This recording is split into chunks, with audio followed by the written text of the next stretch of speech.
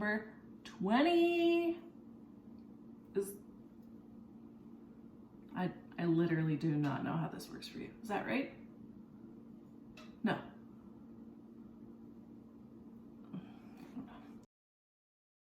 Hello and welcome to another Math Monday. This is a really special one because it's number 20. I can't actually believe I've done 20 of these. I can't wait to do 20 more with 20 more super interesting topics. If you have any suggestions of topics you want to cover, please feel free to comment with that topic and I will do my best to cover it.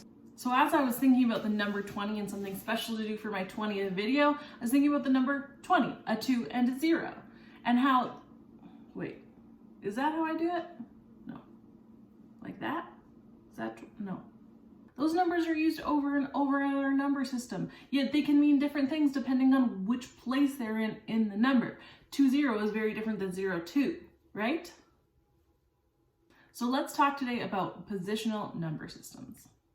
So talking about positional number systems, that's just when we use the same numbers over and over, but their position is actually what tells us what number it is. So the most popular version of this is the numbers that we use all the time. That's our base 10 number system, which is actually called the Hindu-Arabic number system.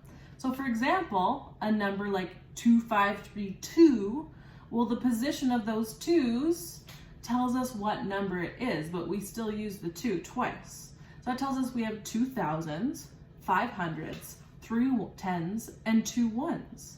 So the 2 is in the thousands position, the 5 is in the hundreds position, the 3 is in the tens position, the 2 is in the 1 position, right? So depending on where each of these numbers show up, tells us what number it is.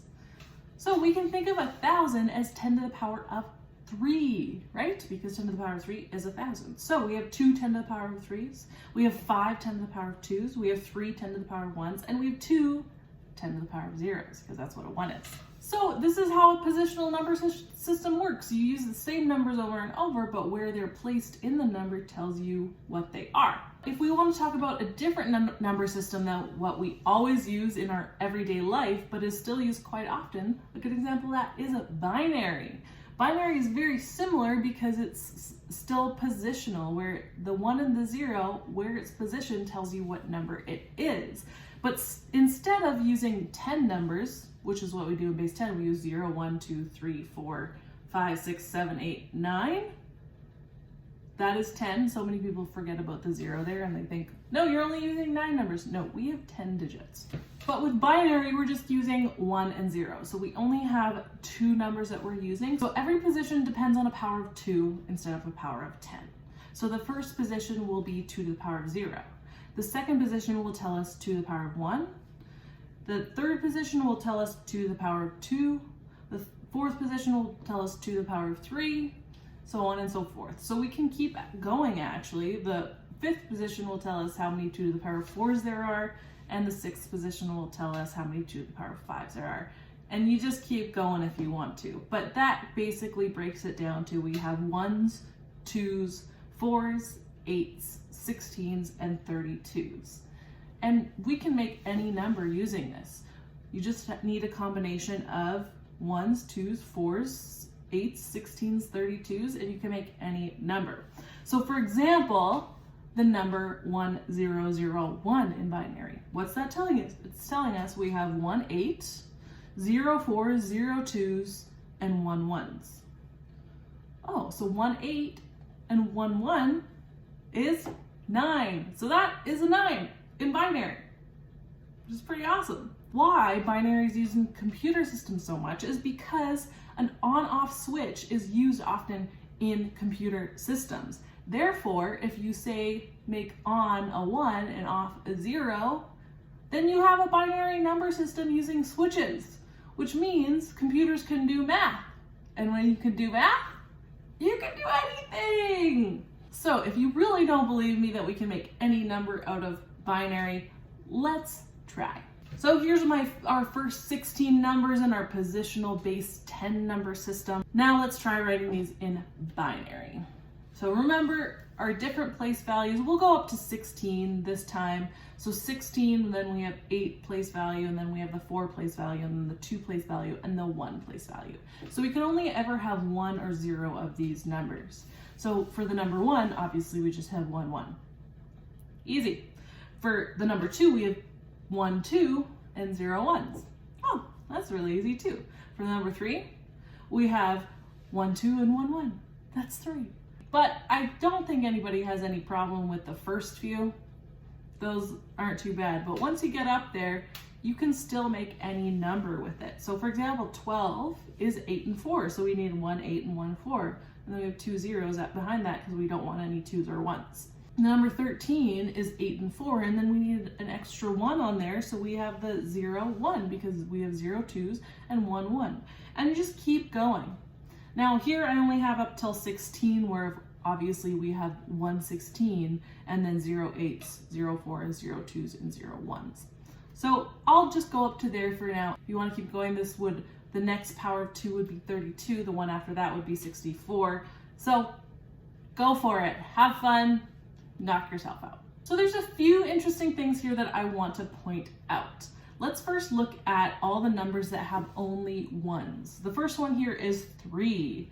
So what do you notice about 3? Well, the next number is 4, and 4 is a power of 2. It's 2 to the power of 2. So 3 is 2 to the power of 2 minus 1. Let's look at the next one. 7 is 1, 1, 1. The number after it is 8, which is a power of 2. So 7 is 2 to the power of 3 minus 1. The next one, 15. 15 is 1 less than 16, which is 2 to the power of 4. Interesting. I think I notice a pattern here. So anytime you have 1 less than a power of 2, it's just going to be all 1s because you need every single place value leading up to that next power of 2. So that's pretty cool. Another thing we can do with binary numbers is add them. How do we add them? The exact same way that you add base 10, but before when you got to base 10, if you got over 10, you'd have to carry the 1 or the 2 or whatever and bring the next number down. So we're going to do the same thing, but now it's just anytime we get a number bigger than 1, we have to make it a number in binary. So for example, say I want to add 4 plus 5. Well, 4 in binary is 1, 0, 0, and 5 is 1, 0, 1. So let's add those. 0 plus 1 is 1. 0 plus 0 is 0. No problem so far. Every number is just 1 or 0. So then we have 1 plus 1, which is technically 2, but you can't have 2 in binary, so we have to write the 1, 0. Usually we'd carry that 1 if there was a next place value, but there's not here. So we just write the 1, 0 in front. Oh, look at that. We have 1, 0, 0, 1, which is 9, which is 4 plus 5. We know that. Perfect. So try adding any number in binary that you want. I guarantee it will work out. Well, that's just a few of the things that you can do with binary. If you think about it, since binary works just like any other positional number system, everything that we can do with the base 10 number system, we can do with binary, which is awesome and a little bit scary because we can do a lot with the base 10 number system, like a lot. So think about that. Don't let it keep you up at night too much. Thank you so much for watching my 20th Math Monday. I can't wait to make 20 more. If you have any suggestions for future videos, please comment below. I'd be happy to do some of your suggestions for videos. Other than that, have just like the best Monday ever.